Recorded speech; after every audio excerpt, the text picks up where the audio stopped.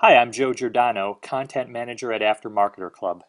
Today, for our In the Pits expert interview series, we're going to be talking about how automotive industry companies can benefit from social media marketing. Our guest today is Jason Falls. Jason is an author and speaker as well as the CEO of Social Media Explorer, an education and information products company focused on digital and social media marketing. Jason has been noted as the top influencer in social media technology and the marketing space by such names as Forbes, Entrepreneur, and Advertising Age. We want to welcome Jason by starting off with this question. How should businesses measure social media marketing success?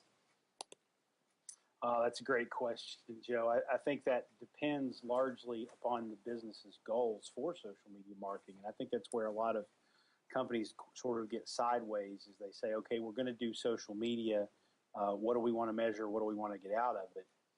And they don't actually take the time to step back and say, okay, what can it do? How can we leverage it? There's seven sort of in my sort of definition of working with clients over the years.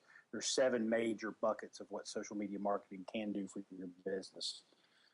They include customer service, research and development, branding and awareness, reputation, building community, driving sales, and then facilitating public relations. And so you can choose one, you can choose all seven, you can choose three, depending upon your resources, both human and fiscal, to decide what you want to use social media marketing for. And then once you do that, once you decide what you're going to use it for, then you know what you're going to measure because each of those seven components come with metrics that you want to look at. For instance, if branding and awareness is your goal, then you measure branding and awareness not by bottom line revenue. You actually measure branding and awareness through what's your reach, how many people are hearing your message, is that message sticking, so on and so forth. So you use different metrics for each of those seven business drivers. Obviously, driving sales and leads is one of the seven, and it's one that a lot of people want to focus on because obviously you need to try to show some revenue, some return financially for what you're doing. But you measure based on what your goals are for that particular activity. Okay, good points. I think one of the things our listeners are curious about is what are the biggest social media marketing mistakes that you see companies making right now? Well, I think we can carry on with the same thing. I think one of the biggest mistakes is that they're just playing in the sandbox. They're not actually using social marketing strategically. They're not understanding what the possibilities are, what it can do for your business, and therefore they're not choosing one or three or five or seven of those business drivers. And so they're not approaching it strategically. And when you don't something with a strategic position, then you're always going to be somewhat frustrated with the measures and the return you're getting out of it. Because I use the analogy in the book that I wrote with Eric Deckers. We use the analogy. It's like getting your wife or your husband and your children in the van, getting to the end of the driveway and saying, okay, where are we going on vacation? You haven't picked a destination. You don't know what clothes to pack. You haven't booked hotels. You don't know if there's enough gas in the car, et cetera, et cetera. Approaching social media without a strategic reason to do so means you're just on a journey and you don't necessarily have a destination. Therefore, you're not always going to be pleased with the metrics you're getting back. So that's probably the primary mistake that I see made. I think the other mistake that I see made is that companies still to this day, even though we've been talking about social media for almost a decade now from a social media marketing perspective, how it applies to businesses, they're still making the mistake of basically spraying and praying. They think it's a broadcast mechanism. It's a one-way method of communications where they just say, buy my stuff, click my junk, come to my store.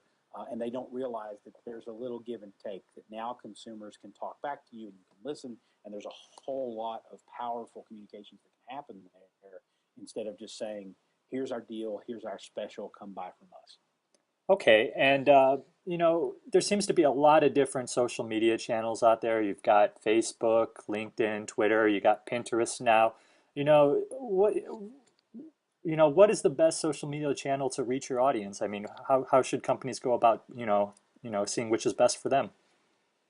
Well, the best channel, and the last little thing you said there sort of is indicative of the answer. The best channel is where your audience is, Hmm. where your audience is located. And so what you have to do, though, is you got to fit where they are. Now, obviously, Facebook recently, did a supplemental file on their IPO that disclosed that they now have over 900 million members. So there's a pretty good chance that some of your audience is going to be on Facebook, whether you're a B2B business or a B2C business. It doesn't really matter. Your customers are probably on Facebook in some form or fashion. But you have to remember too that most people are not on Facebook to talk to brands and companies. They're there to have personal networking with friends and family. So you have to start to look at which channels are my audience participating in or on. Do they read blogs? Do they listen to podcasts? Are they on Pinterest? And if they are, would connecting with my brand on Pinterest make sense for them? Are they on Twitter? Do they follow Twitter feeds? Is Facebook or LinkedIn or YouTube or any of these channels, does it make sense for them? And it's really funny because when you ask the question, okay, well, how do we discover? How do we find out where our audience is?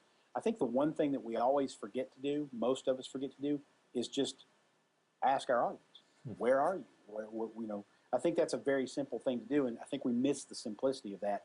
And it doesn't necessarily have to be scientific research. You don't have to do a survey. You can just anecdotally, as people come into your store, say, hey, are you on Facebook? And if you are, do you friend any companies or brands there? And if you were to friend them, what type of content in that format would be useful for you? What would you like to see from us in that format? You can ask that question of 10 or 15 people coming into your store and start to get a pretty good idea of what would appeal to people in the online space. So ask your audience first, and then see if the expectations that you had matched up with their answers. And then you're going to start to narrow it down and see, you know what, Pinterest doesn't make a lot of sense to them. They're all on Facebook, but they really engage more with brands on Twitter. That might be where you come out on all this. And if that's the case, then maybe you focus more on Twitter. I wouldn't ignore Facebook. There's so many people there. But I think it's a lot harder for brands to break through clutter on. Okay. Now, I know you mentioned Facebook obviously as being one of the big ones. One of the things automotive industry companies are always looking to do is increase their following on their Facebook page. What are some good ways to, get those numbers up and get people on, following your brand on Facebook? Sure. Well, I think the best answer to that question is you've got to provide really good content on Facebook that is interesting and engaging and enlightening to that audience.